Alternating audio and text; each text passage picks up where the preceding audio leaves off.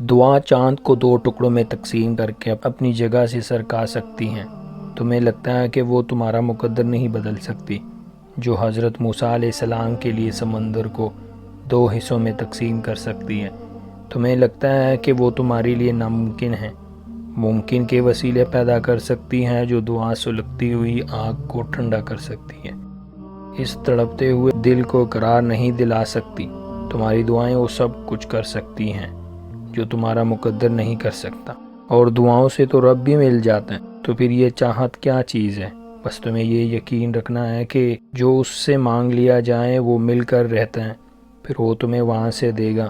تم حیران رہ جاؤ گے، اور مشکل اگر بڑی ہو تو بھی پریشان ہونے کی ضرورت نہیں، کیونکہ اللہ کے کن کے بعد کچھ بھی ناممکن نہیں رہتا، اور جب وہ کن کہتا ہے نا تو دنیا کی ساری طاقتیں فیکون کرنے کے لیے محترک ہو جاتی ہیں۔